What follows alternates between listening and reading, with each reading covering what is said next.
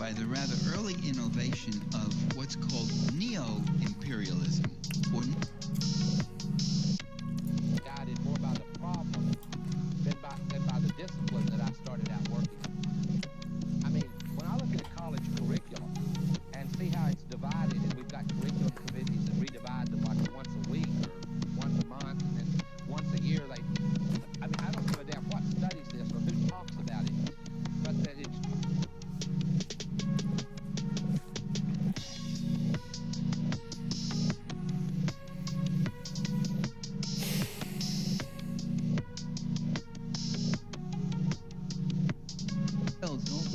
but nobody ever asked, well, why? Why are they doing all this stuff?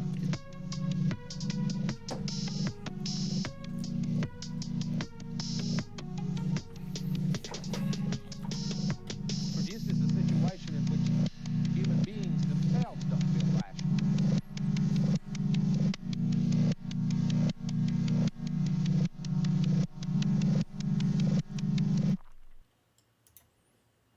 Yo,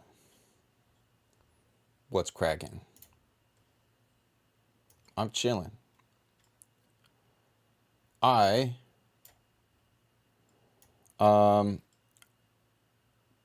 trying to get work done, and I'm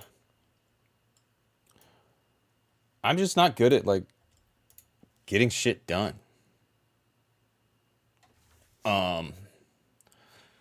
It's hard or whatever. Like I have to like bounce around and like trick myself into like getting shit done. No, like whatever. I guess I'm good at working when there's like something hanging over my head, but when I have freedom, I'm like a little child. Like it's hard to stay on task when there's nothing hanging over my head. Like when I'm the captain of the ship, gets difficult. Gets difficult to stay on task. Like I'm all like, oh, I'm gonna do X, Y, and Z. And then I'll like get part of like X done, and then maybe I'll jump to Z and do Z for a bit, and then I'll just forget about Y, and then I'll like come back and but then like eventually I'm like on like Wikipedia reading about like Allende and some shit. I don't know. Whatever. I'm trying to be productive, and yeah, and I'm procrastinating and shit.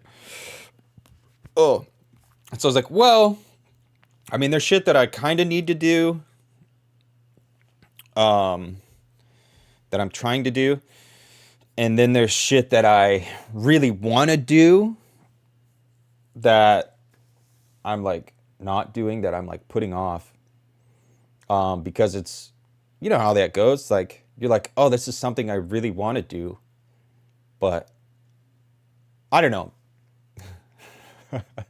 Spending time wisely is not as easy as they told me it would be when I was a kid, when they were like, oh, all you have to do is like spend your time wisely and like things will work out for you and blah blah blah blah. And it's like, yeah, man, it's not that easy, dude. It's difficult or whatever. But anyway, so yeah, yesterday I read chapter 1 of Division 2 with the homie Christopher, and that was super dope. I'm hoping, I don't want to like put too much on his plate. I know he's got a lot of shit going on, but I'm hoping he could read more so we can do chapter 2 hopefully, and chapter 3 maybe next week maybe. So hopefully, Christopher, hopefully you get those read over the weekend so we can jump in and do those next week, cuz yeah, dude, I really want to get that done. And I would also like to go back in time and do all of Division 1 as well. And that kind of, I really liked the structure of how our stream yesterday worked. We read a section, and then we discussed it. So we were going section by section, and I like that. I think it'll make it easier to chop that up so we can have just the reading and make that available to people who want to read the book, but don't have the time or the resources to read the book. but they do have the time to listen to somebody read the book for them, and they don't want to pay Audible or, I don't know, some other platform for the audiobook. I would like to make it available to everybody to just have like a just a straight reading. And then it's also cool that we can keep our comments kind of contained in a section that exists, and that it's up there for people who are engaged in the courses and shit, or people who are just interested to see what we have to say about it or whatever. So that was really cool. I like the way that worked out. That was awesome. Looking forward to getting being and time done, and maybe history, the concept of time, and yeah, some other shit too. So yeah, that was super cool. And then there's like upcoming shit going on that excites me, to do with Nick Land, and that's really cool. And Nick Land, if you don't know who Nick Land is, don't worry about it. He's not important. I don't know if I would say that. But yeah, for the most part, if you don't already know who Nick Land is, don't worry about it. If you do know who Nick Land is and you haven't read him because you've been told, oh, it's an information hazard, I don't think that's true. I mean, I don't think Nick Land is very impressive. Nick Land and Mark Fisher and the CCRU, the Cybernetic Cultural Research Unit, there's a lot of like mythology that sprung up around these guys and gals and folks, because they kind of struck a nerve, like at the right moment, or at a right moment. I do think a lot of interesting and cool shit came out of there, but I also think probably more bullshit came out of there. And I think for the most part, Nick Land is maybe mostly bullshit, and that's not to say it's totally worthless to read him. I have, like, off and on been fascinated by Nick Land for a long time, because I also was fascinated with Mark Fisher, and like Mark Fisher was like the Kurt Cobain of like I don't even know like what type of person, what category of person it would be that like latched on to Mark Fisher, but I guess I probably was one of them, and I'm sure there were a lot of other people out there too. But yeah, I'm rambling, and I don't really want to ramble. I guess I'm trying to explain what I'm trying to read. I would like to read some Nick Land today, because this little group that's going to be going on at Theory Underground that's upcoming to do with Nick Land. I'm super excited about that. Again, I think Nick Land is kind of a silly diversion for the most part, but also I do think there's a lot of value that can be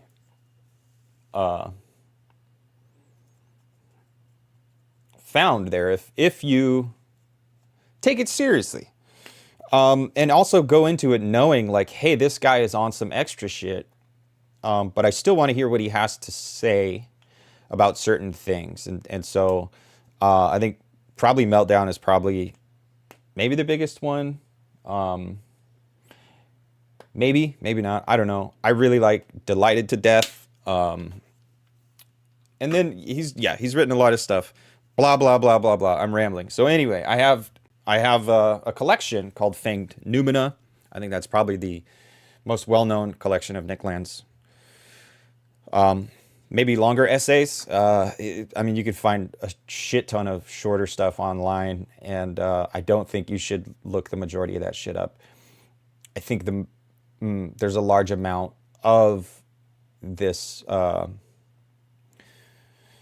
like the neo-reactionary fucking douchebag, asshole, weirdo people kind of latched onto a lot of that shit.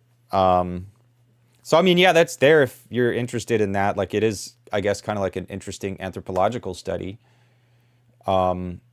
that kind of goes hand in hand with like a darker Jordan Peterson universe, like darker and further right, and maybe even more explicitly right than like the Jordan Peterson verse. But yeah, I mean, it is what it is. I've heard a lot of people talk about Nick Land, but maybe only very vaguely and never really like talk about like why they're talking about him. It's kind of like one of those names that people just use or whatever. I don't know, to like be cool and edgy and shit or whatever. And then so Nick Land coming up, exciting. I have read Nick Land as entertainment for a while. But really only recently have I guess, started to see things that maybe I didn't see before. And it's because I'm finally getting, I wouldn't say that. I'm finally getting a proper introduction to Heidegger. And because of that, it kind of has like shown me the post-Heideggerian Nick Land that I guess I was totally unaware of, like, because I didn't really understand, like what it was to pass through Heidegger. Like I thought, you know, Heidegger, the Beatniks, whatever, whatever. Anyway, yeah, I'm in the middle of Heidegger, and I'm in a Heidegger state of mind, and so Nick Land, and also Peter Sloterdijk is another guy that I really like a lot. And he's very interesting. And I think if there was like a dangerous post-Heideggerian, I think maybe Sloterdijk would be a candidate. Maybe. I don't know. So I'm taking Nick Land and Sloterdijk as post-Heideggerians. And I'm still kind of coming into my own understanding of Heidegger and what it means to be a Heideggerian and what it means to be a post-Heideggerian. So I really don't know what the fuck I'm talking about. But I think there's a thread that runs from Heidegger through Nick Land and Sloterdijk that I maybe want to start picking at. Maybe it doesn't exist. Maybe I'm making it up. I probably am. I make shit up a lot because it helps fill the void and stuff. So yeah, I'm going to try to read Nick Land, and then I'm going to try to read some Sloterdijk. I'm still undecided, like I'm streaming right now, but I still don't know what I want to do. If I want to read Delighted to Death by Nick Land, I tried to read it, I don't know, a few weeks ago, and then I didn't because I got like bored or whatever. I like Delighted to Death. But as I was looking through Fang Noumena, the essay immediately preceding Delighted to Death is called Narcissism and Dispersion in Heidegger's 1953 Tracal Interpretation. So I read through that maybe an hour ago and only very, very superficially skimmed through it, really. And I think it might be less interesting and maybe even less pertinent, even though it has Heidegger's name right there and he's framing what he's trying to say in Heidegger. But it is a little more kind of loosey-goosey. Maybe it is more of a diversion.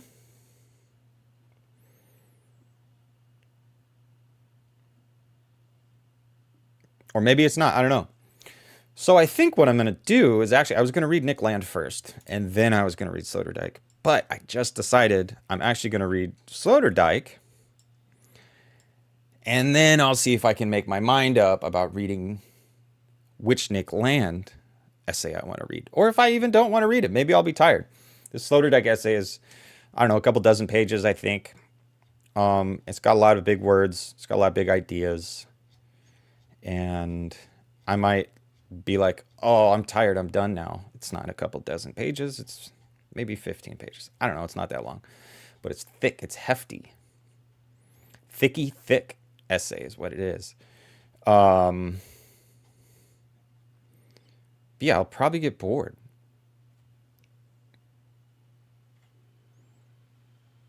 Or maybe not. I don't know. We'll see what the fuck happens. And on that note, what am I doing? Yeah, on that note, here we are. There that is. Oh no, where's all my other stuff? There's that. Oh, wait a minute.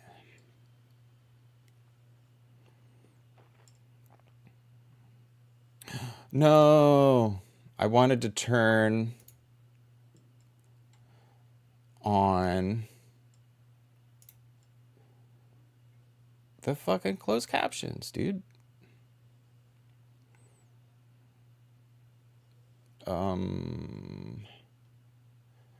I don't know where to do that.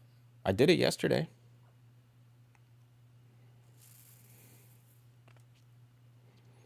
Don't know where it went. Oh well.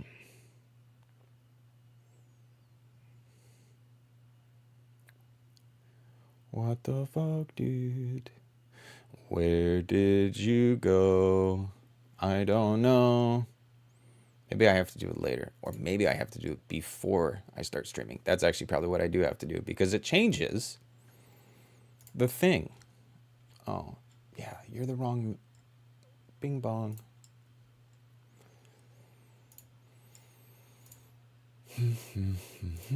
There's that.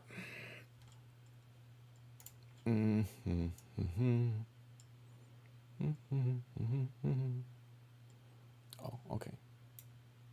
Damn, that's so tiny. Can you see that?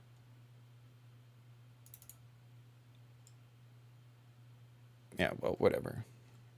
It's there. If you're on your phone, you can pinch to zoom in if you want to look at the words. So anyway, I'm going to at least start reading. I might not finish. I'm going to at least start, hopefully finish reading Peter Sloterdijk's Rules for the Human Zoo, a response to the letter on humanism.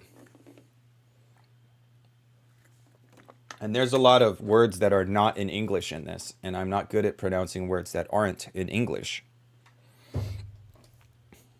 Because I'm an English boy. No, I'm not. I'm an American boy. And I speak English. And I'm too lazy to speak any other languages, even though I'm trying to learn some other languages right now. But I'm still not good at pronouncing the words. It's hard for me to focus on pronunciation. I struggle to pronounce regular English words a lot of the time too. And I mumble and stuff. Hold on.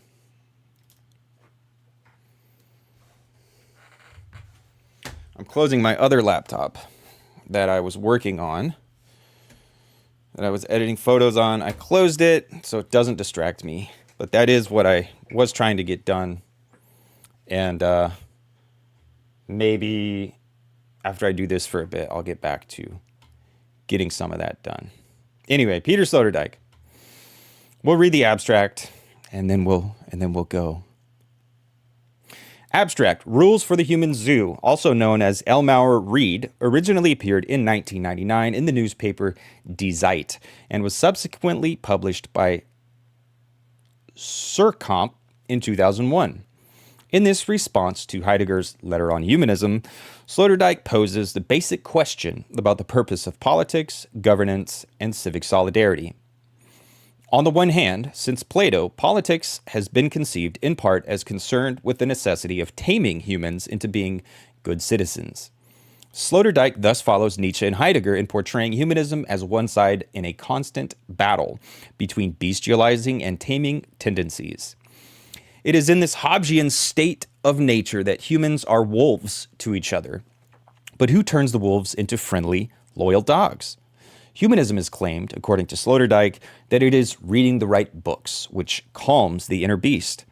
It is the great books, the thick letters, from one great thinker to another, that provide the model presented by the wise, which enables the care of man by man. At the present, Sloterdijk argues, we appear to have been abandoned by the wise. It is no longer the humanist, but the archivist who bothers to look up the old, thick letters. Humanism thus gives way to archivism.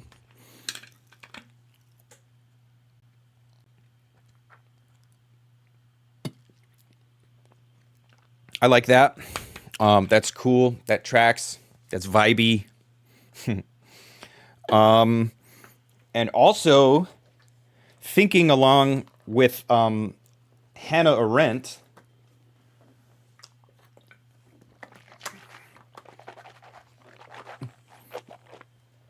it's like, oh, okay there, Peter. I smell what you're stepping in. I get what you're talking about. These thick letters, as he calls them, and the wise, and all that shit. Yeah, dude, I like it. I don't necessarily know. I mean, definitely, I don't know if Sloterdijk's right about everything, but at the very least, that assertion that we have been abandoned by the wise, I don't necessarily like that wording. I think we've been disincentivized from looking up these thick letters, these old books. We've been rewarded for allowing ourselves to become completely absorbed and carried away. And it's not even like we're being rewarded with cool shit. We're being rewarded with like sustenance and shit. So yeah, like it's been made exceedingly difficult, and often enough it's been made impossible or close enough to impossible for people to actually get acquainted with the wise, as he says. And so, yeah, you could say we've been abandoned by them, but I just don't like that language. I think we've just been totally fucked. Our situation has been turned into a big doo-doo pile. And we got to get the shovels. You got to dig yourself out of the shit. Dr. Amp, dig yourself out of the shit. So, anyway. Oh, let me grab some of my chewing tobacco real quick. I had too much in my mouth, so I had to spit it out because it was a big fat wad. And sometimes when I have like a huge fat wad, I bite my lip. And that's not cool. That hurts. And it makes me slur my speech and shit. So that's not cool. All right, here we go. Books. As the poet Jean-Paul once remarked, are thick letters to friends. With this phrase, he aptly articulated the quintessential nature and function of humanism. It is telecommunication in the medium of print to underwrite friendship. That which has been known since the days of Cicero as humanism is in the narrowest and widest senses a consequence of literacy. Ever since philosophy began as a literary genre, it has recruited adherents by writing in an infectious way about love and friendship. Not only is it about love of wisdom, it is also an attempt to move others to this love. That written philosophy has managed, from its beginning more than 2,500 years ago, unto the present day to remain communicable is a result of its capacity to make friends through its texts. It has been reinscribed like a chain letter through the generations, and despite all the errors of reproduction, indeed perhaps because of such errors, it has recruited its copyists and interpreters into the ranks of brotherhood. The most important link in this chain of transmission was without doubt the reception of the Greek message by the Romans, for the Roman adoption of the Greek texts made them available to the empire and mediated, through the fall of the Roman West, their accessibility to later European cultures. Certainly, the Greek authors must have wondered what kind of friends would one day present themselves in response to their letters. It is one of the rules of the game of literate culture that the senders cannot know their eventual recipients in advance. Nonetheless, the authors committed themselves to the adventure of sending off their letters to unidentified friends. Without the transcription of Greek philosophy into transportable form, the messages we know as tradition could never have been sent. But without the Greek tutors who placed themselves at the disposal of the Romans to help with the deciphering of the letters from Greece, the Romans would never have managed to make friends with the senders of the texts. Friendship at a distance required both the letters and their delivery men or interpreters. On the other hand, without the willingness of the Roman readers to be seduced by the missives of the Greeks, there would have been no recipients. And had the Romans, with their extraordinary receptivity, not come into play, the Greek message would never have reached Western Europe, which retains to this day an interest in humanism. There would be neither the phenomenon of humanism nor any form of Latin philosophy worth taking seriously, much less any vernacular national philosophical culture. When today we speak in the German language of humanistic concerns, it is possible, not least of all, because of the willingness of the Romans to read the writings of Greek teachers as though they were letters to friends in Italy. If one considers the epochal results of the Greco-Roman mail, it becomes evident that it has a particular relationship to the writing, sending, and receipt of philosophical writings. Apparently, the writer of this type of love letter sends his work out into the world without knowing the recipient, or, even if he knows him, he is conscious that the transmission transcends him and might provoke an unknown number of chances of friendship with nameless, perhaps even yet unborn, readers. Erotically seen, the hypothetical friendship of the writer of books and letters with the recipients of his messages represents a case of love at a distance. And this entirely in the sense of Nietzsche, who knew that writing is the power to transmit love not only to one's nearest and dearest, but also, through the next person encountered, into the unknown, distant future life. Writing not only creates a telecommunicative bridge between known friends, who at the time of the transmission live in a geographical proximity to one another, but it sets in motion an unpredictable process. It shoots an arrow into the air, described in the words of old European alchemists as an actio in distance, with the objective of revealing an unknown friend and enticing him into the circle of friends. In fact, the reader who sits down to a thick book can approach it as an invitation to a gathering.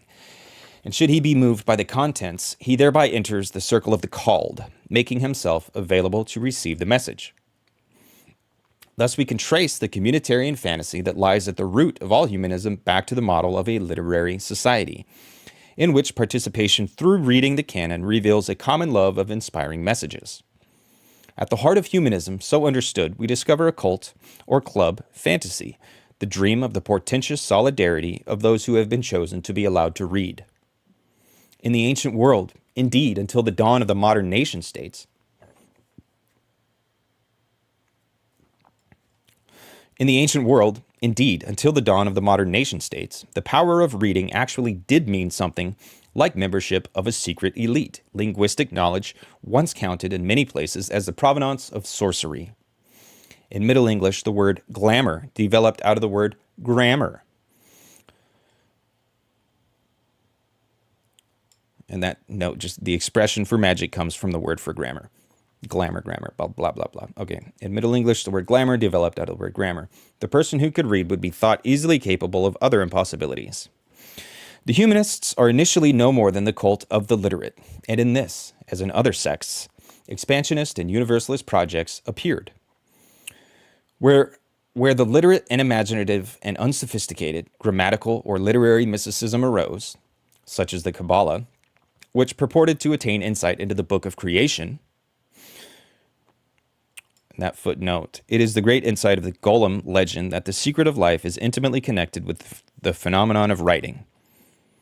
In the foreword to Sloterdijk, Henri Allen refers to a paper by the United States President's Commission for the Study of Ethical Problems in Medicine and Biomedical and Behavioral Research, whose editor refers to the Golem legend. Yeah, I don't think I need to read all these footnotes.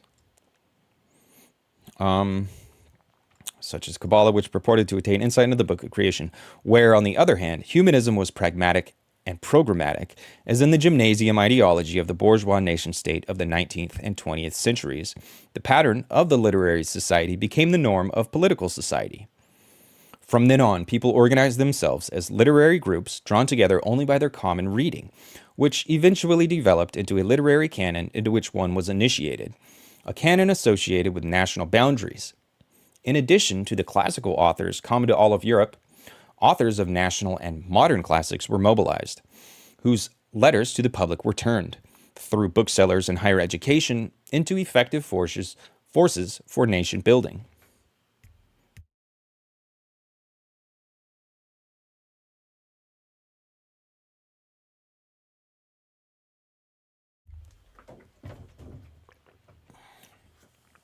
What are modern nations except for the effective fictions of literate publics, who have become a like-minded collective of friends through reading the same books? Universal obligatory military service for young men and the universal obligation to read the classics for young people of both genders were characteristic of the classical bourgeois state, recalling a period of armed and literate humanity on which the new and old conservatives of today look back, simultaneously helpless and nostalgic, and completely unable to provide a media theoretical justification for the importance of a literary canon. If one wants to see how that is currently playing out, consider how deplorable the results were of a recently attempted national debate in Germany over the supposed necessity of establishing a new literary canon. In fact, it was from 1789 to 1945 that reading friendly national humanism had its greatest period of influence. At its center, powerful and self-satisfied, resided the caste of classical and modern philologists, who were entrusted with the task of initiating each new generation into the circle of recipients of the authorized standard thick letters. The power of the professor in this period, and the key role of the philologists, had its root in their privileged knowledge of the authors who were considered senders of the letters that undergirded solidarity. As far as its content went, national humanism was nothing other than the power to incline the young toward the classics and to reaffirm the universal validity of the national canon. And that footnote, and it was also the power to reaffirm the national validity of the universal canon. Thus, the nation-state itself was to some extent a literary and postal product, the fiction of a fateful friendship with distant peoples and sympathetically united readers of bewitching, common, or individual authors. If this period seems today to have irredeemably vanished, it is not because people have, through decadence, become unwilling to follow their national literary curriculum. Oh my goodness. The epoch of nationalistic humanism has come to an end because the art of writing love-inspiring letters to a nation of friends, however professionally it is practiced,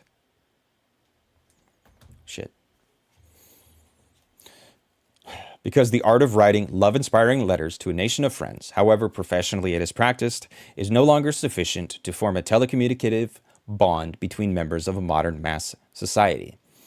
Because of the formation of mass culture through the media, radio in the First World War and televised after 1945, and even more through the contemporary web revolution, the coexistence of people in the present societies has been established on new foundations.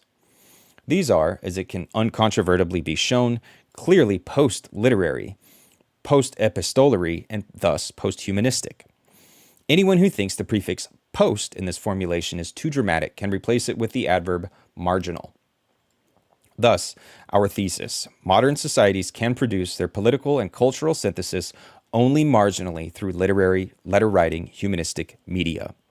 Of course, that does not mean that literature has come to an end, but it has split itself off and become a sui generis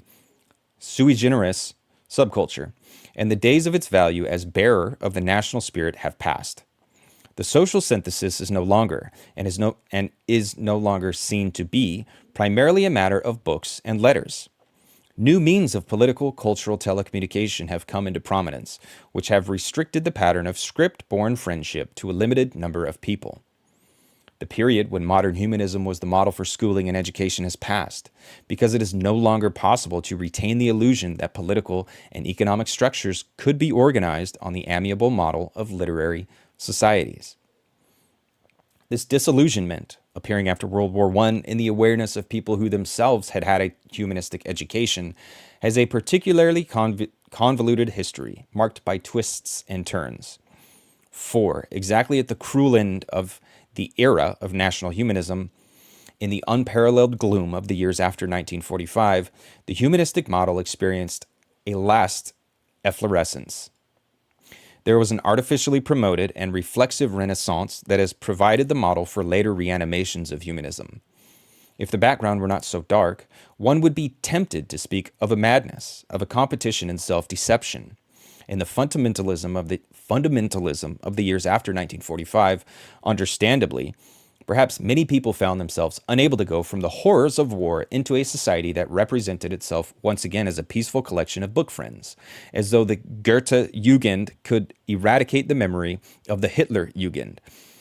At that time, it seemed to many to be possible to reestablish, in conjunction with the newly revived Latin classics, a second, biblical base for European culture, thus grounding that culture, once again being described as Occidental, in Christian humanism. This confused neo-humanism, looking through Weimar towards Rome, was a dream of the salvation of the European soul through a radicalized bibliophilia, a determinedly hopeful infatuation with the civilizing, the humanizing power of classical reading, an attempt, if we can take the liberty of so describing it, to conjoin Cicero and Christ as coeval classics. In this post-war humanism, however illusory it might have been, a motive is revealed, without which the humanistic tendency in general cannot be understood. Whether in the days of the Romans or the age of the modern bourgeois nation-state, humanism as a word and as a movement always had a goal, a purpose, a rationale. It is the commitment to save men from barbarism. It is clear that exactly those times which have experienced the barbarizing potential that is released in power struggles between peoples are the times in which the demand for humanism is loudest and most strident. Anyone who is asking today about the future of humanity and about the methods of humanization wants to know if there's any hope of mastering the contemporary tendency towards the bestialization of humanity. It is disturbing that bestialization, now as ever, tends to accompany displays of great power, whether as open warfare or raw imperial power, or in the daily degradation of human beings in entertainments offered in the media. The Romans influenced Europe by providing archetypes for both. On the one hand, their overweening militarism. On the other, their precedent-setting entertainment industry of bloody games. The latent message of humanism, then, is the taming of men. And its hidden thesis is, reading the right books calms the inner beast. The phenomenon of humanism deserves attention today primarily because it reminds us, however indirectly and embarrassingly, that human beings in high culture are constantly subjected simultaneously to two pressures, which we will here, for simplicity's sake, term the constraining and the unconstraining, or disinhibiting. It is part of the credo of humanism that human beings are creatures capable of suggestion, and that it is therefore extremely important to expose them to the right kinds of influences.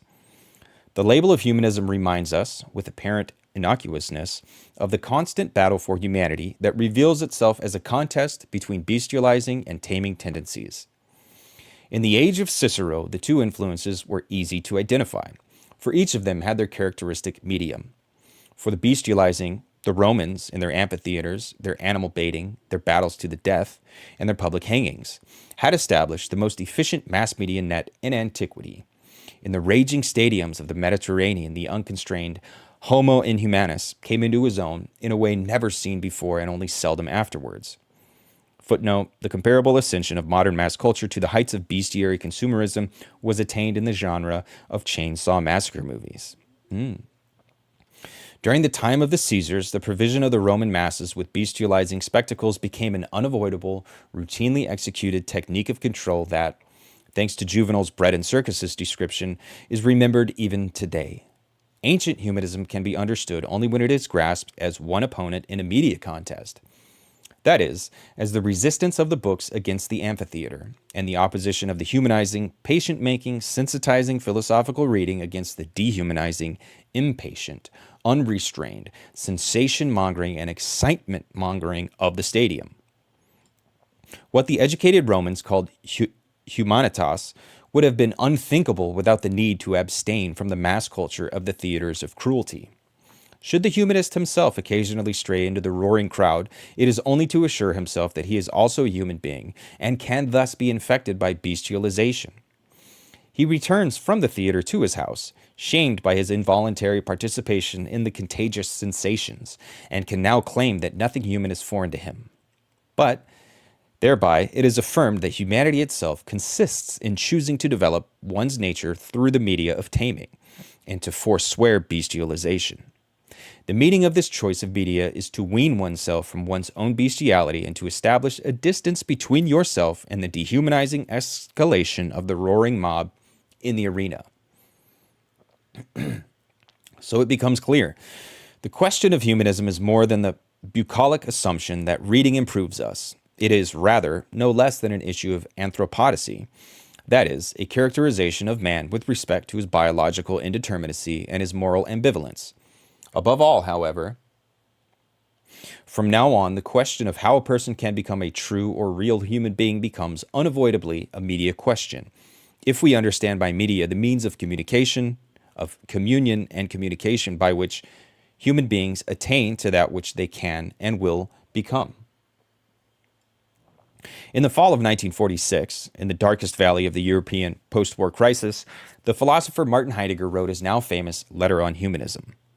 1977, 1946, a text that at first glance could also be understood as a thick letter to friends. But the attempt at friendship that this letter marshaled was no longer simply that of bourgeois open-handed communication, and the concept of friendship that was invoked through this demanding philosophical missive was no longer that of a communication between a national public and its classicist. Heidegger knew, as he formulated this letter, that he had to speak with a bellow and write with an angry hand, and that a pre-established harmony between the author and his readers could in no respect still be treated as a given. At this point in time, he did not know if he had friends, and even if he did, their friendship needed to be established anew, because he was a fucking Nazi, by the way. Anyway, what was I talking about? At this point in time, he did not know if he had friends, and even if he did, their friendship needed to be established anew on a different basis from everything that had previously counted as grounds for friendship within the nation and within Europe. In any case, one thing is clear. What the philosopher in the fall of the year 1946 put to paper was not a lecture on the nation or on any extant Europe. It was a complicated, simultaneously careful and clever attempt of an author, seldom attempted by a person of Heidegger's provincial inclinations, to introduce his message to a positively inclined recipient, a foreigner, a potential friend at a distance, a young thinker who had taken the liberty of allowing himself to be ensorcelled by a German philosopher during the German occupation of France. So, a new method of making friends, another venture towards eliciting the like-minded and similarly inclined through a randomly sent essay. Another method of humanization. Another social agreement among bearers of a less provincial, no longer nationalistic humanism. Of course, Heidegger's enemies have not hesitated to suggest that the sly little man from Meßkirch instinctively seized the first opportunity to rehabilitate his reputation. He cunningly utilized the approach of one of his French admirers to transform his political ambiguity into high mystical insight. This suspicion might seem suggestive and plausible, but it underestimates the conceptual and strategic event that the Letter on Humanism, first sent to Jean Beaufret in Paris and later translated and published as an essay, represented. For in this essay, which he chose to present as a letter, Heidegger analyzed and criticized the characteristics of European humanism, and in so doing, he opened up a transhumanistic or post-humanistic space for thought, one in which a considerable portion of the philosophical consideration on man has taken place ever since. From the letter of Jean Beaufret, Heidegger took as his focus one phrase: how can a sense be restored to the word humanism?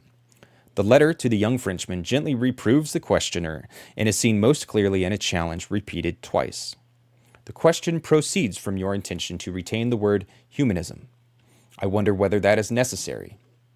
Or is the damage caused by all such terms still not sufficiently obvious? Your question not only presupposes a desire to retain the word humanism, but also contains an admission that this word has lost its sense. This reveals part of Heidegger's strategy. The word humanism must be abandoned if the real task of thinking, which has shown itself to have been exhausted in the humanistic or metaphysical tradition, is to be furthered in its original unity and irresistibility. To put the point sharply, why should humanism and its general philosophical self-representations be seen as the solution for humanity, when the catastrophe of the present clearly shows that it is man himself, along with his systems of metaphysical self-improvement and self-clarification, that is the problem? This turning of the question back on Beaufray is not entirely without pedagogical cruelty, for it reveals to the student the false answer contained within the question. But it is also seriously meant, for the three contemporary remedies for the European maladies of 1945, Christianity, Marxism, and existentialism, which differed from one another only in their superficial characteristics, were characterized as parallel varieties of humanism, or more explicitly, as three ways and means of evading the last radicalization of the question about the essence of man.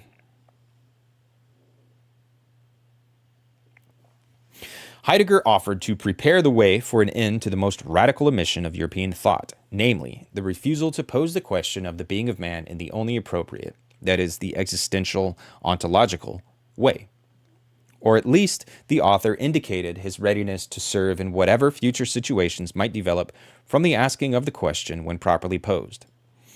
With this apparently modest twist, Heidegger opened the possibility of cataclysmic consequences.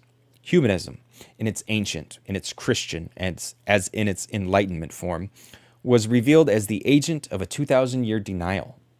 It was accused of having prevented, through its swiftly provided, apparently self-evident and irrefutable characterization of the nature of man, the development of a more appropriate way to pose the question about the nature of man.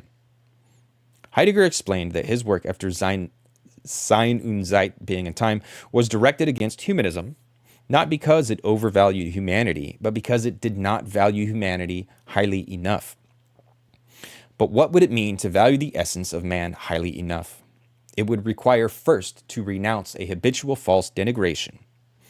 The question of the being of man will never be posed properly until we can distance ourselves from the oldest, most enduring, and traditional product of European metaphysics, the definition of man as rational animal. According to this definition, man is characterized as an animal enriched by a spiritual supplement. Heidegger's existential ontological analysis rejects this understanding of man, since for him, the nature of man can never be exposed from a zoological or biological perspective, even when a spiritual or transcendental component is consistently added. And where was that footnote? I skipped it.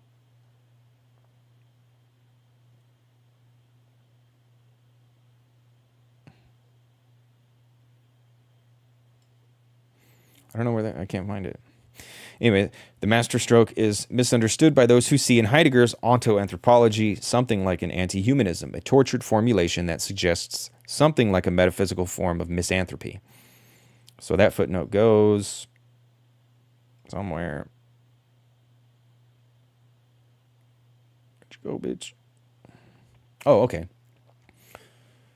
Heidegger analyzed and criticized the characteristics of European humanism, and in so doing, he opened up a transhumanistic or post-humanistic space for thought, one in which a considerable portion of the philosophical consideration on man has taken place ever since. And that footnote comes after that sentence. On this point, Heidegger is completely adamant. Indeed, he strides like an angry angel with crossed swords between beast and man, in order to deny any ontological commonality between the two. In his anti-vitalistic and anti-biological passion, he allows himself almost hysterical statements, as when he explains that it seems as if we are nearer to the nature of the divine than to the alienness of the animals. At the heart of this anti-vitalistic passion lay the recognition that man is differentiated from animals in ontology, not in species or genus, so he cannot under any circumstances be considered an animal with a cultural or metaphysical addition. On the contrary, the form of being of the human itself is different from all vegetable and animal beings, because man has a world and is in the world, while plants and animals inhabit only a transitory environment. If there is any philosophical reason for an essay on the value of the human, it is because man is called by being, and as Heidegger in his pastoral mode liked to say, is constituted so as to be the house of being. That is why human beings have language, but they possess it, according to Heidegger, not for their own sake, but only so that they can understand each other, and through his mutual understanding, civilize each other. Rather, language is the house of being, in which man exists by dwelling, in that he belongs to the truth of being, guarding it. So the point is that in the determination of the humanity of man as existence, what is essential is not man, but being, as the dimension of the ecstasis of existence.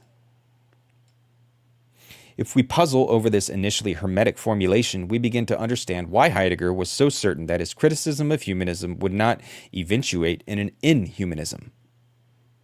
For insofar as he rejects the claim of humanism to have adequately defined the humanity of man and opposes it to his own ontoanthropology, he nonetheless indirectly retains the most important function of classical humanism, namely, the befriending of man through the world of through the word of the other. Indeed, he radicalizes this drive to befriend and transfers it from mere pedagogy to the center of ontological consciousness. That is the meaning of the often cited and much ridiculed description of man as the shepherd of being. By using images of the pastoral and idyllic, Heidegger speaks of the task of man, which is his being, and the nature of man from which his role springs, which is to shepherd being and to speak being. Certainly, man does not look toward being the way the ill man looks toward his bed, but rather as a shepherd looks after his herd in the fields, with the important difference that here, instead of a herd of sheep, it is the world as an open circumstance that is to be looked after. Furthermore, this task of oversight is not represented by Heidegger as one freely chosen in man's own interest. Rather, men were set apart by being itself as its shepherd. The place where this happens is the clearing, where being appears as that which is there. What gave Heidegger the certainty that he had, by this turnabout, transcended and surpassed humanism is the fact that, by understanding man as a clearing for being, he involved him in taming and befriending much more deeply than could any humanistic debestializing, or any love for texts that speak of love. By describing man as the shepherd and neighbor of being and calling language the house of being, he bound man into a relationship with being that imposed radical constraints on his behavior.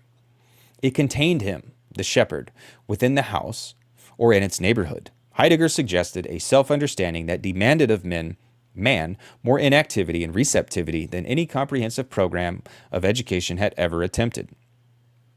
Man was subjugated to an ecstatic behavior that reached much further than the civil constraints of the text-pious readers of the classical word. Heideggerian self-contained dwelling in the house of language is characterized as a receptive listening to whatever it is that will be said by being. It requires approximate listening, for which man must become more passive and tamer than the humanist reading the classics. Heidegger wishes man to be more submissive than a mere good reader would be. He wishes to found a way of making friends in which he himself would no longer be seen only as a classicist or one author among others. It would be best if the public, consisting naturally of clueless inferiors, would recognize that being itself had begun once again to speak, through him, the tutor of the question of being. By this move, Heidegger elevated being to the sole author of all important letters and placed himself as their current scribe. Whoever speaks from such a position is allowed to call attention to stammers and to publicize silence. Being thus sends the most important letters. More precisely, it addresses them to spiritually advanced friends, to receptive neighbors, to groups of silent herdsmen. But, so far as we can see, no nations, not even alternative schools, can be derived from the circle of fellow shepherds and friends of being, not least because there can be no public canon of manifestations of being. So until further notice, Heidegger's collected work stands as the measure and voice of the nameless author. This dark communication reveals no way in which a society can be constructed out of neighbors of being. Until something further develops, we must understand it as an invisible congregation, a church of scattered singletons, each in his own way listening to the unknown and awaiting the word in which will be expressed whatever the speaker reveals about language itself. And that footnote, actually, it is equally difficult to imagine what a society composed only of deconstructionists would look like, or one constituted only of Levinas students who would constantly yield to the suffering other. That's funny. It is pointless to expand here upon the crypto-Catholic character of the Heideggerian objects of veneration. What is clear is that Heidegger's critique of humanism suggests an attitude which directs men toward an asceticism that goes far deeper than that achievable through any humanistic education. It is only through the power of this asceticism that a society of knowers beyond the humanistic literary society could form. It would be a society of men who no longer placed humans at the center, because they had realized that men exist only as neighbors of being, and not as independent homeowners or as tenants in landlordless apartments. Humanism cannot contribute anything to this ascetic ideal as long as it remains fixed on the image of strong men. The humanistic friends of human authors lack the blessed grace that being shows to those who have been touched and spoken to by it. For Heidegger, there is no path from humanism to this acute ontological exercise in humility. He sees it rather as a contribution to the history of the disarmament of subjectivity. Actually, Heidegger interprets the historical world of Europe as the theater of militant humanism. It is the battlefield on which human subjectivity, with portentous consequences, has acted out its domination over being. From this perspective, humanism is seen as the natural accomplice of all possible tortures which could be inflicted in the name of human well-being. In the tragic battle of the titans of the mid-century between Bolshevism, fascism, and Americanism, Heidegger saw only three varieties of the same anthropocentric power, three candidates for a humanistically camouflaged form of world domination. I'm less sure about that. C. Vieta, 1989. Yeah, less sure about that than old Petey Boy here, but also he wrote this before the Black Notebooks. But also, I'm sure he probably has more access to that. Anyway, fascism excluded itself from this competition by revealing that it despised the constraining values of peace and education more than its opponents did. Fascism is actually a metaphysics of disinhibiting, maybe also a form of disinhibiting metaphysics.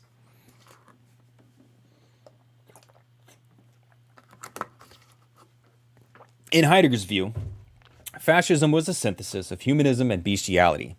That is, the paradoxical coincidence of restraint and license. In the face of such weird criticisms and twists, it was very natural to repose the question of the basis for the taming and education of man. If today Heidegger's ontological shepherd's game, which even in its own day sounded odd and jarring, seems totally anachronistic, it nonetheless serves to have articulated in all its painfulness and leftist tendencies the question of the age. What can tame man when the role of humanism as the school for humanity has collapsed? What can tame men when their previous attempts at self-taming have led primarily to power struggles? What can tame men when, after all previous experiments to grow the species up, it remains unclear what it is to be a grown-up? Or is it simply no longer possible to pose the question of constraint and formation of mankind by theories of civilizing and upbringing? We shall avoid following Heidegger's instructions that we stand transfixed at the endpoints of conscious thought. We shall try instead to characterize historically more precisely the ecstatic clearing in which man allows himself to be bespoken by being. It will become clear that the human sojourn in the clearing of being is not an ontological primitive, which allows no further exploration. There is a history, resolutely ignored by Heidegger, of the entrance into the clearing of being, a social history of the openness of man to the Seinsfrage, and a historical progression in the clarification of ontological difference. So, on the one hand, we must examine the natural history of letting be, releasement, by virtue of which man becomes capable of worlds, and on the other hand, recount the social history of taming, through which man became the being who could pull himself together in order to speak the totality of being. Footnote on the motivation of gathering, see Schneider, 1999. The true story of the clearing, from which a deeper humanism transcending understanding of man must take its beginning, incorporates these two larger stories, which converge in a single common perspective, namely, in the account of how the thinking animal became the thinking man. The first of these two stories gives an account of the adventure of humanization. It tells how, in the long period of pre-human development, a type of creature born immature developed out of the species of live-born mammalian humans. These, to speak paradoxically, entered their world with an ever-increasing transformation of biological birth into the act of coming into the world. Because of his obstinate suspicion of anthropology, and in his desire to maintain the ontological purity of the beginning of Dasein and being in the world, Heidegger did not take sufficient account of this explosion. For the fact that man is a creature that could become a being in the world is rooted in the characteristics of his species that reveal themselves in the basic ideas of premature bornness, neoteny, and in the chronic animalian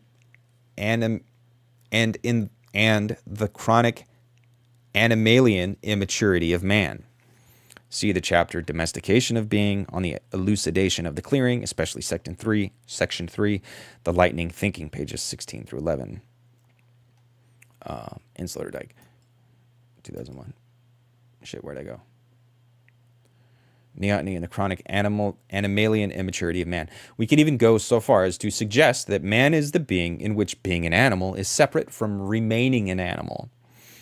Because of his shattered animality, the indeterminate being falls out of the environment and manages to develop a world in an ontological sense. Man was destined from the cradle for this ecstatic coming into the world and orientation toward being, the legacy of his evolutionary history. If man is in the world, it is because he belongs to a movement that brought him to the world and set him in it. He is the product of a superbirth that created from a nursling a worldling. Such an exodus would create only psychotic animals, were it not that concurrent with the entrance into the world, there is also an entrance from that world into what Heidegger terms the house of being. The traditional languages of man made the ecstasy of being in the world endurable, in that they showed man how his being in the world could also be experienced as being alongside oneself. Insofar as the Lichtung is an event on the border between natural and cultural histories, human coming to the world takes the form of a coming to language. And Lichtung, I believe that's clearing. But the history of the clearing cannot be developed only as a tale of man moving into the houses of language. For as soon as speaking men gather into larger groups and not only connect themselves to linguistic houses, but also build physical houses, they enter the arena of domestication. They are now not only sheltered by their language, but also tamed by their accommodations. In the clearing, as its most obvious marks, appear the houses of men, as well as the temples of their gods and the palaces of their masters. Historians of culture have made it clear that with domesticity, the relationship between men and animals changed. With the taming of men by their houses, the age of pets began as well. Their attachment to houses is not only a question of civilizing, but also a matter of direction and upbringing. Men and pets, the history of this weird cohabitation has not yet been properly told, and philosophers up to the present day have not properly recognized what they need to find in this history. One of the few exceptions is De Fontenay, 1998, as well as Macho, 1997. Only in a few places is the veil of philosophical silence about man, the house, and animals as a biopolitical unity lifted. What one would hear on the other side of that veil would be a whirlwind of references to problems that are so far too difficult for men. Among them, not the least difficult, is the close connection between domesticity and theory building, for one could go so far as to consider theory building as one variety of homework, or even better as a type of home leisure. For according to the ancient understanding of theory, it was like looking out of the window, essentially a form of contemplation.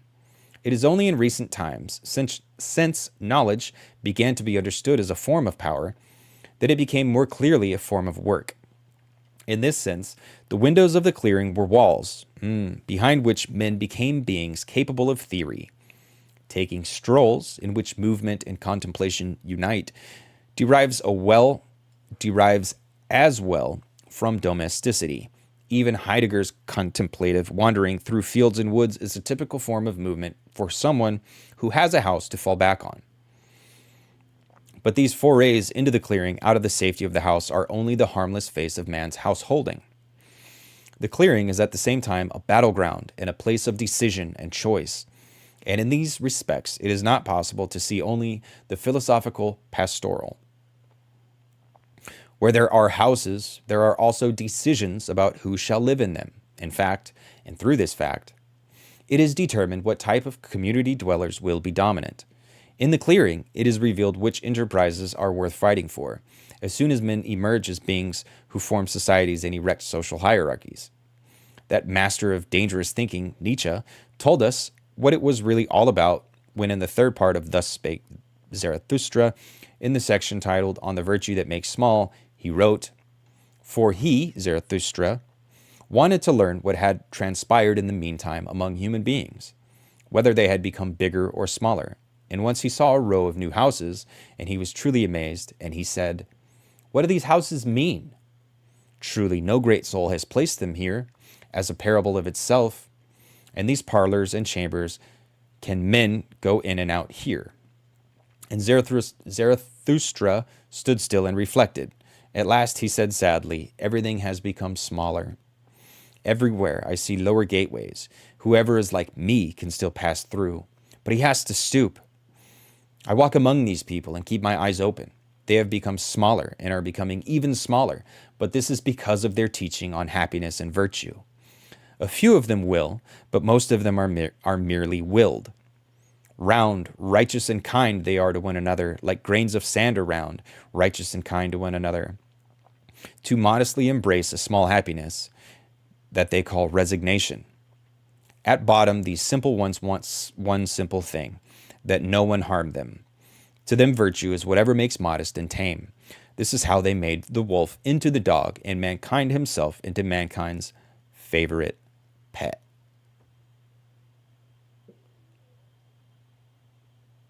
And where is this footnote?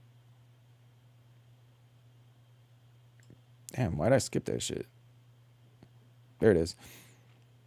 Insofar as the Lichtung is an event on the border between natural and cultural histories, human coming to the world takes the form of a coming to language. And that footnote, I have somewhere else presented to what an extent and how much the ins build common to come into a representation image can be dealt with. Okay. Without doubt, buried in this rhapsodic poetry is a theoretical discourse about man as a taming and nurturing power. From Zarathustra's perspective, modern men are primarily profitable breeders who have made out of wild men the last men. It is clear that this could not be done with humanistic education alone. With the thesis of men as breeders of men, the humanistic horizons have been pried apart, so that the humanist can no longer only think, but can move on to questions of taming and nurture. The humanist directs himself to the human and applies to him his taming, training, educational tools, convinced as he is of the necessary connection between reading, sitting, and taming. Hold on. Hold on.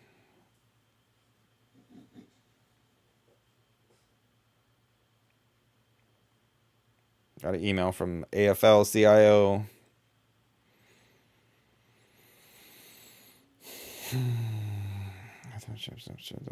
Ooh, interesting. Okay, anyway. Sorry. Connection between reading, sitting, and taming. Nietzsche, who read Darwin and St. Paul equally carefully, thought to see behind the horizon of scholarly man-taming a second, darker horizon.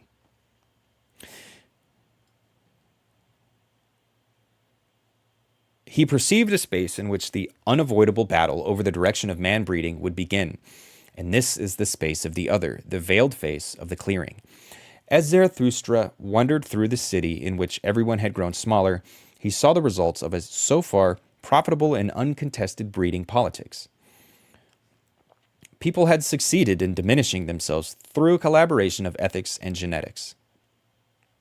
They have domesticated themselves and have committed themselves to a breeding program aimed at a pet-like accommodation.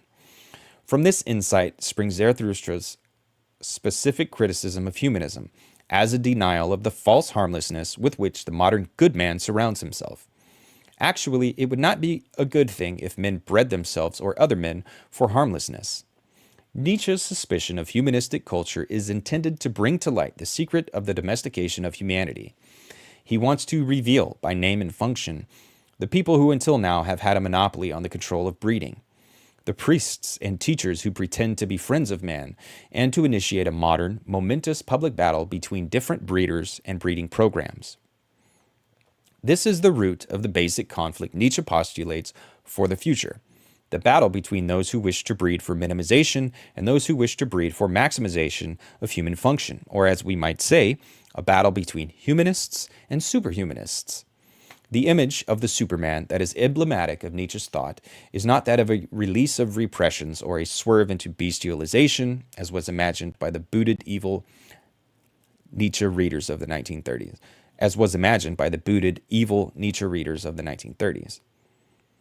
Nor does it stand for a that was him saying Nazis in a poetic way. Nor does it stand for a regression of humanity back to what it was before the current status of house pet and church pet. When Nietzsche speaks of the Übermensch, he is imagining an era of the world far in the future. Footnote, fascist readers stubbornly misinterpreted him, pretending that his distinction referred to them and to the present day, describing the difference between themselves and ordinary men. He takes into consideration the previous millennia-long processes, the application of intimate constraints of breeding, taming, and raising, through which until now human beings have been produced, a production, admittedly, that knew how to make itself virtually invisible and that succeeded in the project of domestication under the disguise of schooling. With this suggestion, and it is neither possible nor desirable to see it as more than a suggestion, Nietzsche opened a spacious arena within which the specification of the man of the future must be played out, whether or not we return to the concept of the Übermensch. It may well be that Zarathustra was the spokesman of a philosophical hysteria whose infectious effect is today, and perhaps forever, banished. But the discourse about difference and the control of taming and breeding, indeed just the suggestion about the decline of awareness of how human beings are produced, and intimations of anthropotechnology. Yeah, that's Sloterdijk shit. Hell yeah. Of how human beings are produced and intimations of anthropotechnology. These are prospects from which we may not, in the present day, avert our eyes, lest they once again be presented as harmless. Nietzsche probably went too far when he suggested that the defanging of men was the premeditated project of a group of pastoral breeders, that is, a project of clerical or Pauline insight that foresaw everything that men might be capable of if they were free and left to themselves, and so instituted compensatory and preventative measures against it.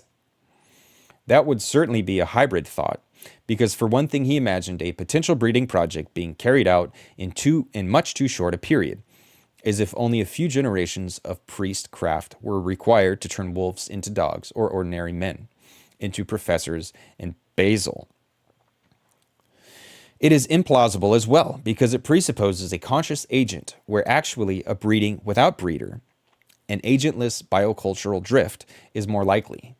Still, even after we bracket the exaggeration and fierce anti-clericalism, there remains of Nietzsche's idea a solid kernel, sufficient to encourage reflection on the humanistic defanging of humanity. And this is where, well, I don't want to comment on it yet. I want to finish reading it. The domestication of man is the great unthinkable, from which humanism from antiquity to the present has averted its eyes. Recognizing this suffices to plunge us into deep waters, and in those deep waters we are flooded with the realization that at no time was it, or will it be, possible to accomplish the taming and befriending of men with letters alone. Certainly, reading was a great power for the upbringing and improvement of men. It still is today, to some extent. But nonetheless, breeding, whatever form it may have taken, was always present as the power behind the mirror.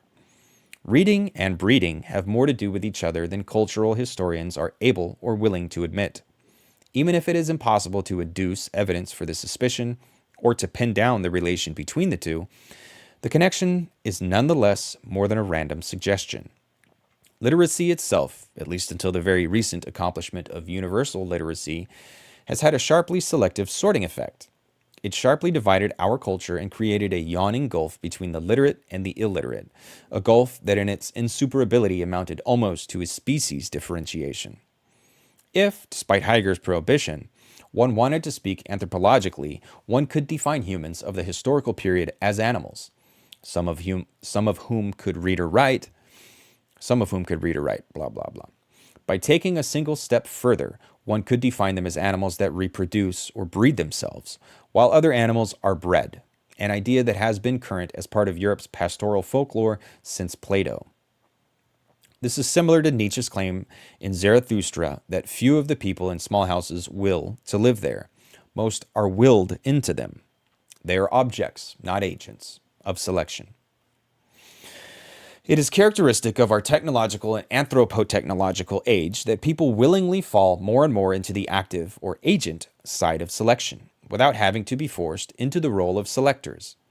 As evidence, it can be noted that there is something suspicious in the power of the vote, and it will soon become one way of avoiding guilt for people to explicitly refuse to exercise the power of selection that they actually have available to them. Remarks on the ethics of acts of omission and retarding as a progressive function. Sloterdijk in 1989 remarks on the ethics of acts of omission and retarding as a progressive function. But as soon as an area of knowledge has developed, people begin to look bad if they still, as in their earlier period of innocence, allow a higher power, whether it is the gods, chance, or other people, to act in their stead, as they might have in earlier periods when they had no alternative. Because abstaining or omitting will eventually be insufficient, it will become necessary in the future to formulate a codex of anthropotechnology and to confront this fact actively. Such a codex will retroactively alter the meaning of the old humanism, for it will be made explicit and codified that humanity is not just the friendship of man with man, but that man has become the higher power for man. Nietzsche was conscious of something like this when he dared to consider himself, in respect of his influence, a force majeure. One can understand the anger that is aroused in the world by such a claim when it precedes its justification by several centuries, if not several thousand years. Who has the nerve to imagine a period when Nietzsche will be as far in our past as Plato was from Nietzsche? It suffices for now to make clear that for the next period of time, species politics will be decisive. That is, when it will be learned whether humanity, or at least its cultural decisive faction, will be able to achieve effective means of self-taming. A titanic battle is being waged in our contemporary culture between the civilizing and the bestializing impulses and their associated media. Certainly, any great success in taming would be surprising in the face of an unparalleled wave of social developments that seems to be irresistibly eroding inhibitions. Footnote. I refer here to the upsurge of violence that is currently erupting in schools in the entire West, particularly in the USA, where teachers are beginning to construct systems of protections against students. As in antiquity, the book lost the struggle with the theater. So today, the school could lose the struggle with the indirect forces of education, such as television, violent movies, and other media of disinhibition, if no new acculturation structure for the suppression of violence arises. But whether this process will also eventuate in a genetic reform of the characteristics of the species, whether the present anthropotechnology portends an explicit future determination of traits, whether human beings as a species can transform birth fatalities into optimal births and prenatal selection. Footnote, in more general terms, whether they can transform them through the manipulation of biological risk and enlarged formulation. Okay. Yeah, these are all interesting. That's an interesting question. Whether human beings as a species can transform birth fatalities into optimal births and prenatal selection, these are questions with which the evolutionary horizon, as always vague and risky, begins to glimmer. It is characteristic of being human that human beings are presented with tasks that are too difficult for them, without having the option of avoiding them because of their difficulty. This unavoidable provocation of the human by the unattainable left an unmistakable trace on the earliest stage of Western philosophy. Perhaps philosophy itself in the widest sense is that trace. After what has been said, it will not be a surprise that this earliest trace took the form of a discourse over shepherding and breeding man. In his dialogue, Politikos, which we choose to translate as the statesman, Plato gave us the Magna Carta of European pastoral philosophy. This text is significant for several reasons.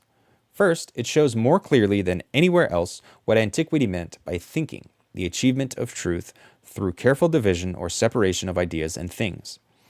Its preeminent status in the history of thought about human beings lies in its simultaneously being presented as a specialist's discussion among shepherds and also as being about the selection of a statesman of a sort not found in Athens, and the creation of citizens of a sort not found in any state. It is no accident, perhaps, that the dialogue progresses with the participation of what were for Plato some unusual participants, a stranger and the young Socrates, as though ordinary Athenians were not to be allowed to participate in such discussions. So this stranger and his interlocutor, Socrates Jr., set themselves the task of imposing transparently rational rules on the politics or city shepherding of their day.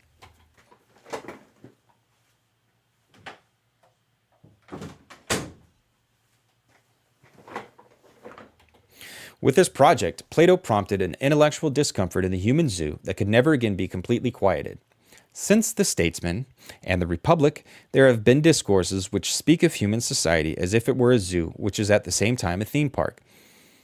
The keeping of men in parks or stadiums seems from now on a zoo political task. What are presented as reflections on politics are actually foundational reflections on rules for the maintenance of the human zoo.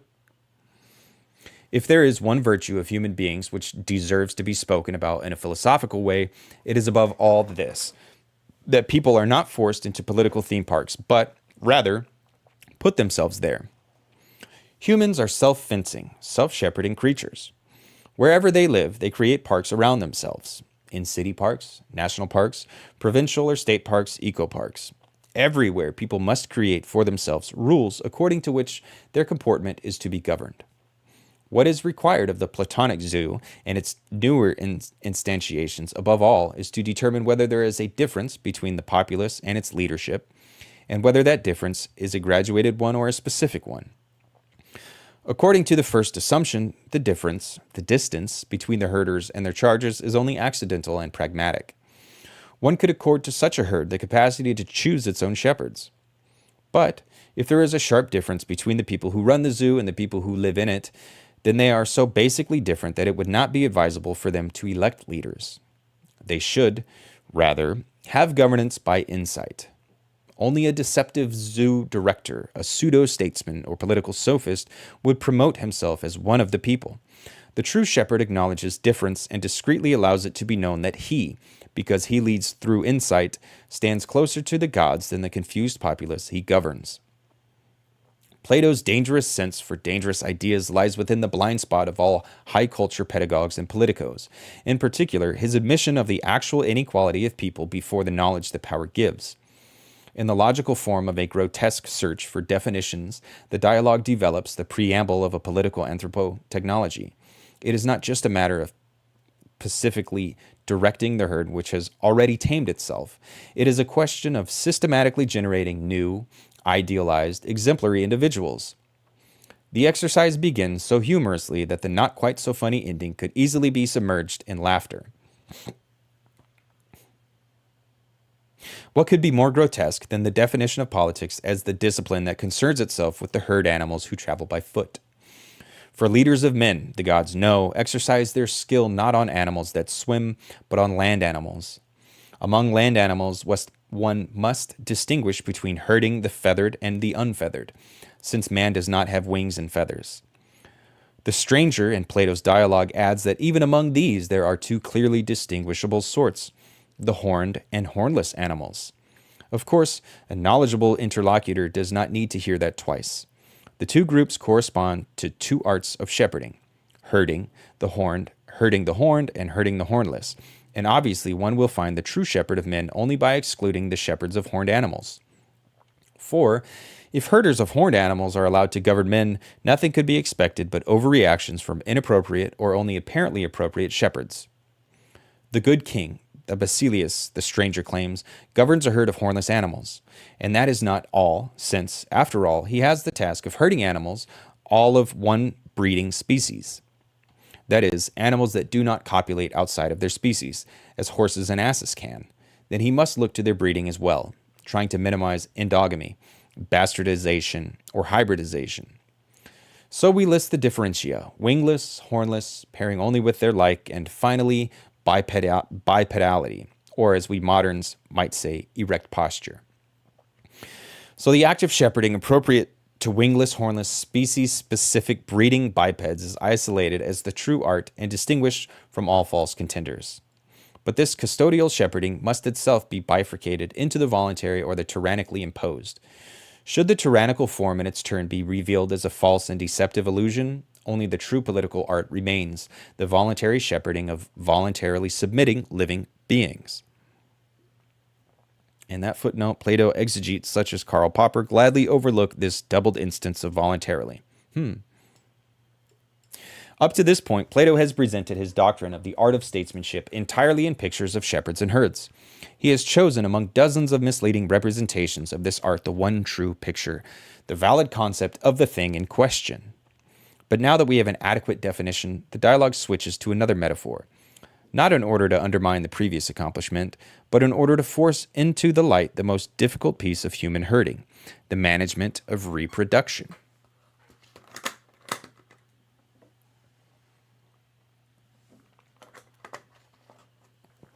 The famous image of the statesman as weaver comes into play.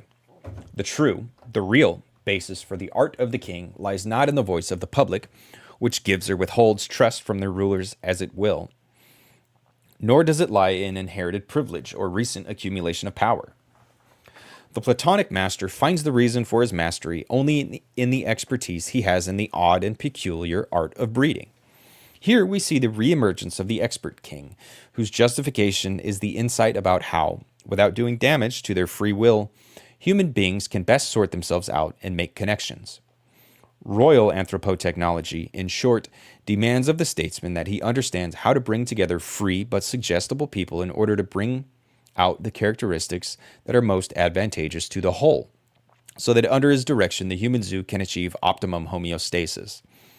This comes about when the two relative optima of human character, warlike courage and philosophical humanistic contemplation, are woven together in the tapestry of the species. But because in their extremes both virtues can lead to distortions, the one, militaristic warmongering with its bad consequences, the other, quietism and privatization, which can so stupefy the land that it falls into servitude without ever noticing it, the statesman has to exclude the inappropriate natures before he begins to weave the chosen ones into the fabric of the state. Only with the remaining noble and free natures will the good state be created. The courageous provide the heavier fibers, the moderates the softer ones. As Schleiermacher might have put it in somewhat anachronistic terms, the level-headed are designated as cultural workers. What we're saying, then, is that the work of a weaver statesman is complete when he has woven these two types of human character, the courageous and the restrained, into a tight fabric. It is complete when a king with his knowledge makes sure that consensus and loyalty are the materials out of which he constructs their communal life, and so creates the most magnificent and excellent fabric there can be, a seamless cloth in which he enfolds all his subjects, whether slave or free. And that's Plato the Statesman. For the modern reader who looks back on the humanistic gymnasia of the bourgeois state and at the fascist eugenics already foreshadowing the biotechnological era, the explosiveness of these considerations is unavoidable. What Plato puts in the mouth of the stranger is the program of a humanistic society that is embodied in a single full humanist, the Lord of Royal Shepherding. The task of this uber-humanist would be no less than arranging that an elite is reared with certain characteristics, each of which must be present for the good of the whole. There is a complication. The Platonic shepherd is a true shepherd only because he embodies the earthly copy of the unique and original true shepherd, God, who in the pre-existence, under the lordship of Kronos, protected man directly. One cannot forget that, even for Plato, God is the only possible protector and breeder of men.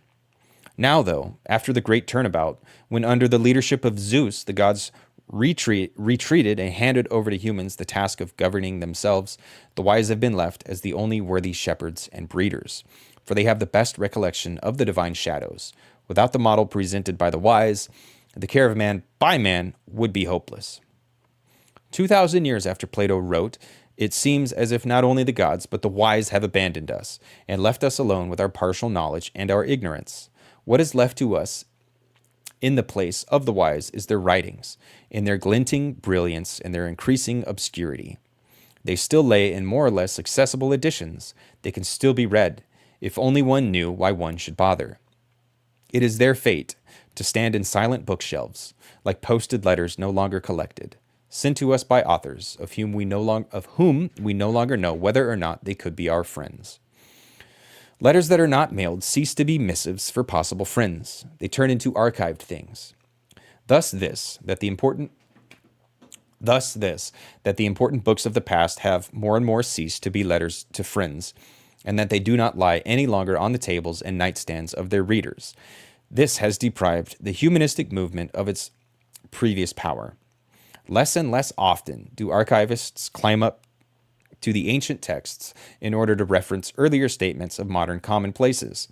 Perhaps it occasionally happens that in such researches in the dead cellars of culture, the long-ignored texts begin to glimmer, as if a distant light flickers over them. Can the archives also come into the clearing? Everything suggests that the archivists have become the successors of the humanists. For the few who still peer around into those archives, the realization is dawning that our lives are the confused answer to questions which were asked in places we have forgotten. Dun, dun, dun. So that was gnarly. Yeah, I don't know. There's a lot there. And I'm actually going to read Nick Land's Hyper-Racism just real quick. And this is just on some dumbass, far-right blog that you should not visit. And this is stupid. But this is Hyper-Racism, and this is like a super short little blog post by Nick Land that kind of fits in neatly into the discourse of the human zoo as well. So just some dumbass blog, Hyper-Racism by Nick Land. While I generally seek to spread dismay whenever the opportunity arises, I cannot pretend to a huge obsession with what might be described as ordinary racism.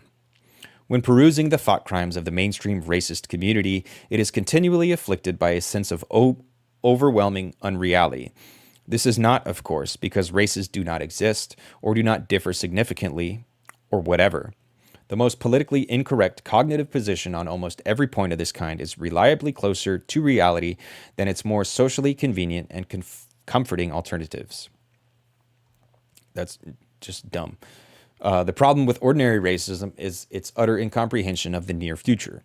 Not only will capabilities for genomic manipulation dissolve biological identity into techno-commercial processes of yet incomprehensible radicality, but also other things. First, a sketch of the existing racism-anti-racism contention is in its commonplace or dominant form. The anti-racist or universal humanist position, when extracted from its most idiotic social constructivist and hypocritical alt-racist expressions, amounts to a program for global genetic pooling. Cultural barriers to the utopian vision of a unitary human gene pool, stirred with increasing ardor into homogeneous intermixture, are deplored as atavistic obstructions to the realization of a true common humanity. In contrast, racial identitarianism envisages a conservation of comparative genetic isolation, generally determined by boundaries corresponding to conspicuous phenotypic variation. It is race realist in that it admits to seeing what everyone does, in fact, see, which is to say, consistent patterns of striking, correlated, multidimensional variety between human populations or subspecies. Its unrealism lies in its projections. Gregory Cochrane suggests that space colonization will inevitably function as a highly selective genetic filter, unless extreme political intervention is taken to prevent this. One generally assumes that space colonists, assuming that there ever are any, will be picked individuals, somewhat like existing astronauts, the best out of hordes of applicants. They'll be smarter than average, healthier than average, saner than average, and not just by a little. Since all these traits are significantly heritable, some highly so, we have to expect that their descendants will be different above the neck. They'd likely be, on average, smarter than any existing ethnic group. If a lunar colony really took off, early colonists might account for a disproportionate fraction of the population, just as Puritans do in the U.S., and the loonies might continue to have inordinate amounts of the right stuff indefinitely. As a scientific sort, Cochrane is exploring this scenario as a potential source of compelling hereditarian evidence anticipated through thought experiment. What, however, of the prospect itself as the illustration of a mechanism that lends itself to theoretical generalization? One might discuss it in terms of ordinary racism, as a zone of disparate impact, which it would almost certainly be, yet this is only to scratch at it hazily and superficially. The most prominent model of such a filter is found in the theory of assortative mating. Strictly speaking, the racial preservationist culture advocated by ordinary racism is an example of assortative mating, with the criterion of genetic proximity filtering potential matches. This is not why the idea has such currency. It is assortative mating on the basis of SES that has lifted it to its prominence, both because it seems unquestionably to be happening and because of the implications of its happening are extreme. Crucially, SES is a strong proxy for IQ. Assortative mating tends to genetic diversification. This is neither the preserved diversity of ordinary racism, still less the idealized genetic pooling of the anti-racist, but a class-structured mechanism for population diremption on a vector towards neo-speciation. It implies that the disintegration of the human species along largely unprecedented lines with intrinsic hierarchical consequences. The genetically self-filtering elite is not merely different and becoming ever more different. It is explicitly superior according to the established criteria that allocate social status. Analogical fusion with Cochrane's space colonists is scarcely avoidable. If SES-based assortative mating is taking place, humanity and not only society is coming apart on an axis whose inferior pole is refuse. This is not anything that ordinary racism is remotely able to process. That it is a consummate nightmare for anti-racism goes without question, but it is also transracial, infraracial, and hyperracial in ways that leave race politics as a gibbering ruin in its wake. Neo-eugenic genomic manipulation capabilities, which will also be unevenly distributed by SES, will certainly intensify the trend to speciation rather than ameliorating it. On the sweetness and light side, racists and anti-racists can be expected to eventually bond in a defensive fraternity when they recognize that traditionally differentiated human populations are being torn asunder on an axis of variation that dwarfs all of their established concerns. Yeah, that was hyper-racism. Super short, stupid, silly little blog post. Not that good, but also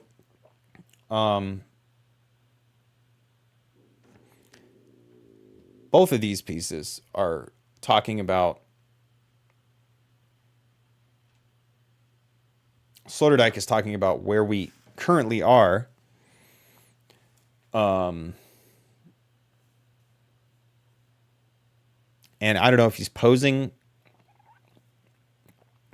some type of solution or if he's just asking a question. I don't know. I know it came off that he was posing a solution. There was a lot of like hate thrown his way for this piece. But yeah, I don't know if he's just asking questions, which is kind of a bullshit way to like say something, but then just be like, no, I wasn't really saying what I said. I was just asking questions. I don't think he's doing that though. I don't think he's an asshole like that. But no, it is the case that we are like at a point in our history that like we're just a bunch of like fumbling idiots and it's only getting worse. I think Sloterdijk misses some stuff for sure. But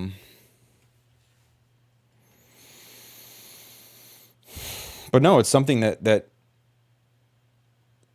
should be should be discussed. And I don't think it is being discussed. Like I do think we are all kind of pretending that like, oh yeah, shit's cool, and like there are certain problems that we need to deal with. But we can figure that out with progressive politics, or in other people's minds, we can figure it out with conservative politics. And yeah, man, I really don't think so. Like, so the movie Idiocracy, that movie fits into this discourse as well. And the Sloterdijk piece is way bigger than Nick Land's hyper-racism. The reason I think hyper-racism is interesting is because Nick Land is dumb, and in it he is like being dumb and racist, but he's also like, yeah, but there's going to be this new type of social category that springs up, and maybe it emerges, or maybe it's intentional, or maybe it's a little bit of both. But there will be new social categories of space explorers and Earthlings, and the Earthlings will be less good. The space explorers will be selected for, feats of intelligence and feats of physical strength and feats of endurance and blah, blah, blah. And that's discussed in other pieces of media as well. Gattaca is a good movie for that. But I don't think Land even brought up like the genetic manipulation. Oh, I think he did actually. But yeah, so there's like genetic manipulation, which is totally here already, where you can have like genetically modified babies. And like on one hand, yeah, dude, that's cool. Like if I can have a baby and I can like cancer proof that baby, that would be cool. But also it's going to be classed. Like it's totally not going to be available to, the billions of Earthlings. It's going to be made available to the very, very, very few, the very select few. There's that, but then there's also like the genetically heritable traits, which, I mean, whatever. I don't know how much stock I'd put into those. I mean, I guess there's something there for sure. That's why like Norwegians are tall and strong, and people like me are not so tall and not so strong. But also I could probably be stronger, and I might even have been taller if I wouldn't have been like malnourished as a child. Like if I would have had like healthy food and shit as a kid, I'd probably be like way tall and way strong and way smart and way disciplined and shit. So don't have poor parents, kids. If you can go back in time, if your parents are poor, go back in time and kill them before they can give birth to you. Don't do that though, because that sucks. But anyway, yeah. And then Gattaca, yeah. But like asking these questions about like are things really cool, or are things really going to be okay? Like if we just have nicer politicians and we address certain social symptoms, then we'll be okay, right? Then we can all sit back in our comfortable chairs and watch our screens all day long and just consume. Because that's what's making us dumb. Like capital is making us dumb. I'm less certain that it's up to human nature.